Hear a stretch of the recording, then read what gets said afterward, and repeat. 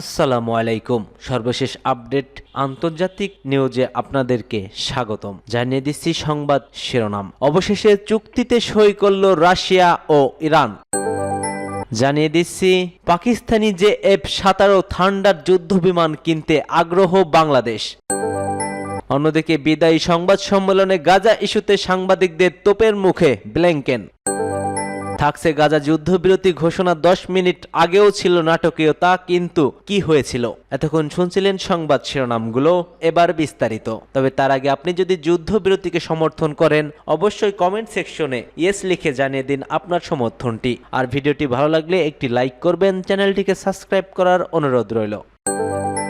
Russia ও ইরানের president Vladimir Putin ও Masoud Pezeshkian একটি ব্যাপক কৌশলগত অংশীদারিত্ব চুক্তি সই করেছেন। ক্রেমলিনের আলোচনার পর চুক্তি অনুষ্ঠানের আয়োজন করা হয় বলে তাসের প্রতিবেদনে জানানো হয়। প্রতিবেদনে বলা হয়, এই চুক্তি মস্কো ও তেহরানের মধ্যস্থকার সম্পর্কের নতুন মাত্রায় নিয়ে যাবে বলে আশা করা হচ্ছে। এটি কৌশলগত অংশীদার হিসেবে দুই দেশের মর্যাদা নিশ্চিত করবে। চুক্তিটি দীর্ঘমেয়াদে সহযোগিতার আরও বিকাশের জন্য একটি আইনি কাঠামো সৃষ্টি করেছে।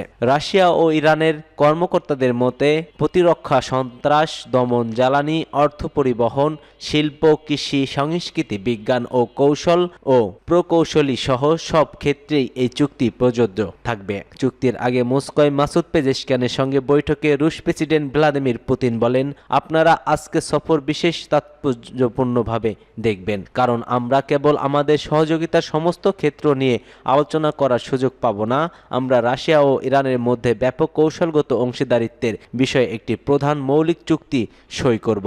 ইরানের সঙ্গে সব ক্ষেত্রে বাস্তবিক সহযোগিতা বাড়াতেই নতুন চুক্তির সই হচ্ছে। চুক্তির খসড়া তৈরির সময় রাশিয়া ইরানের রাষ্ট্রদূত কাজলেম জালালি বলছিলেন, ইরানের আঞ্চলিক অখণ্ডতা এবং স্বাধীনতা সংরক্ষণকে অগ্র অধিকার দেওয়া হয়েছে। চুক্তিতে একটি ভূমিকা এবং 47টি অনুচ্ছেদ রয়েছে। সম্প্রতি রুশ পররাষ্ট্রমন্ত্রীও বলছেন, এই চুক্তি দুই দেশের প্রতিরক্ষা ক্ষেত্রসহ আঞ্চলিক এবং আন্তর্জাতিক ক্ষেত্রে শান্তি ও নিরাপত্তার স্বার্থে ঘনিষ্ঠ সহযোগিতার জন্য আমাদের পক্ষগুলোকে প্রতিশ্রুতির রূপরেখায় প্রকাশ করবে।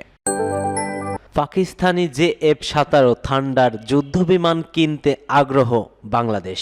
অন্তর্বর্তীকালীন সরকারের ক্ষমতা গ্রহণের পর থেকেই পাকিস্তানের সঙ্গে সম্পর্কের উন্নতি হচ্ছে বাংলাদেশের। বাণিজ্যিক সম্পর্কের পর এবার দুদেশের মধ্যে সামরিক অংশীদারিত্ব বাড়ছে। গত বুধবার পাকিস্তানের সামরিক নেতৃত্বের সঙ্গে বৈঠক করতে রাওয়ালপিন্ডিতে পাকিস্তান সেনাবাহিনীর জেনারেল সদর দপ্তর পরিদর্শন করেন বাংলাদেশ সেনাবাহিনীর প্রতিনিধি দল। আর সেই সফরে পাকিস্তানের F-17 থান্ডার যুদ্ধবিমান নিয়ে নিজেদের আগ্রহ দেখিয়েছেন বাংলাদেশের সামরিক কর্মকর্তারা। দ্য এক্সপ্রেস ট্রিবিউনের এক প্রতিবেদনে বলা হয়েছে, বাংলাদেশ থেকে একটি উচ্চ পর্যায়ের প্রতিরক্ষা প্রতিনিধি দল বুধবার পাকিস্তান সফর করেন এবং পাকিস্তান এয়ারফোর্স PAF প্রধান air chief marshal Zaheer Ahmed Babar সিধুরের সাথে দেখা করেন। পাকিস্তানের রাষ্ট্রীয় সংবাদ মাধ্যমটি আরও জানায়, বাংলাদেশের সশস্ত্র বাহিনী বিভাগের principal staff officer lieutenant general SM Kamrul হাসানের নেতৃত্ব অধীন প্রতিনিধি দল পাকিস্তানের উন্নত সামরিক জম বিষয় করে এটাকে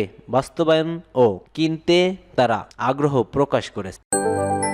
বিদায়ী সংবাদ সম্মেলনে গাজা ইস্যুতে সাংবাদিকদের তোপের মুখে পড়েছেন ব্লিংকেন। যুক্তরাষ্ট্রের পররাষ্ট্র অ্যান্থনি ব্লিংকেনের শেষ সংবাদ সম্মেলনে রূপ নেওয়া উত্তপ্ত বিতর্কের সাথে ফিলিস্তিনের গাজা নির্বিচার হামলা চালিয়ে মানুষ হত্যাকারী ইসরায়েলকে সমর্থনের জন্য সাংবাদিকদের তোপের মুখে পড়েন তিনি। এ সময় সেখানে হট্টগোলের সৃষ্টি হয়। পরিস্থিতি নিয়ন্ত্রণে আনতে নিরাপত্তা কর্মীদের দুই সাংবাদিককে জোর করে ধরে ওই কক্ষের বাহিরে নিয়ে যাওয়া হয়। স্টেট ডিপার্টমেন্টের ব্রিফিং রুমে অস্বাভাবিক দৃশ্যটি দেখা যায়। খবর রয়টার্সের। প্রতিবেদনে বলা হয়, সংবাদ সম্মেলনে গত 15 মাস ধরে চলা গাজা যুদ্ধ ঘিরে নিজের কূটনৈতিক তৎপরতার পক্ষে কথা বলেছিলেন মার্কিন পররাষ্ট্রমন্ত্রী। এ সময় তাকে প্রশ্ন করতে গিয়ে একের পর এক আক্রমণাত্মক বক্তব্য দেন সাংবাদিকরা। স্যাম হুসাইনি নামের একজন সাংবাদিক চিৎকার করে বলেন, অপরাধী, আপনি কেন হেগে নেই? দীর্ঘদিন বহির্বিশ্বের প্রতি যুক্তরাষ্ট্রের নীতি সমালোচক হিসেবে পরিচিত এই স্বাধীন সাংবাদিক মূলত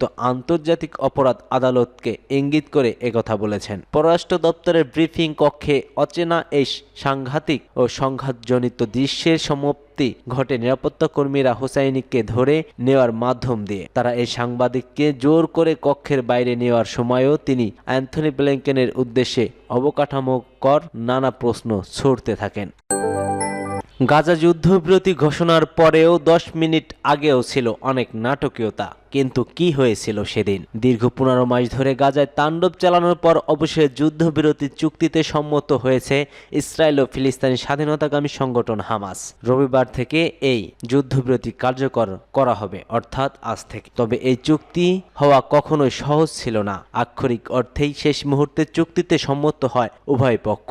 কাতার, মিশর এবং মার্কিন যুক্তরাষ্ট্রের মধ্যস্থকারীদের মাধ্যমে যুদ্ধবিরতি আলোচনা বেশ কয়েক মাস ধরে চলছিল। তবে বারবার আলোচনা ভেস্তে যাওয়ার কারণে কোনো রকম আশা দেখতে পাচ্ছিলেন না কেউ। এমনকি দীর্ঘদিন ধরে চলা এই যুদ্ধবিরতি চুক্তির ঘোষণা যখন সামনে এলো, তাও হয় শেষ মুহূর্তে। কাতারের প্রধানমন্ত্রী শেখ মোহাম্মদ বিন আবদুল্লাহ রহমান বিন জাসিম আল থানির যুদ্ধবিরতি চুক্তি ঘোষণার 10 মিনিট আগেও চলে নানা নাটকীয়তা। এর সঙ্গে সংশ্লিষ্ট একটি সূত্র বলছে, আক্ষরিক অর্থেই সংবাদ সম্মেলনে 10 মিনিট আগেও পর্যন্ত আলোচনা চলছিল। শেষ মুহূর্তে সবকিছু নির্ধারিত হয়। সূত্রটি আরো জানায়, চুক্তিটির হওয়ার খুব কাছাকাছি গিয়েও তা ভণ্ডু হয়ে যাওয়ার উপক্রম হয়েছিল। কাতার প্রধানমন্ত্রী ঘোষণার জন্য মঞ্চ তৈরির সময়ও চুক্তিটি ভেঙে যাওয়ার বন্ধ করার জন্য শেষ মুহূর্তে চাপ প্রয়োগ করা হয়েছিল। বিবিসি আরো বলছে, গত 15 জানুয়ারি স্বাক্ষরিত চুক্তির সামরিক কাঠামো মূলত গত বছরের মে মাসে হোয়াইট হাউসে এক ভাষণে মার্কিন প্রেসিডেন্ট জো বাইডেন যে প্রস্তাব দিয়েছিলেন তার সাথে একই রকম ছিল। এতে তিনি 3টি পর্যায় রয়েছে, যেমন গাজা যুদ্ধবিরতি, ফিলিস্তিনি বন্দীদের বিনিময়ে ইসরায়েলি জিম্মির মুক্তি এবং গাজা থেকে ইসরায়েলি সেনাবাহিনী ধীরে ধীরে প্রত্যাহার।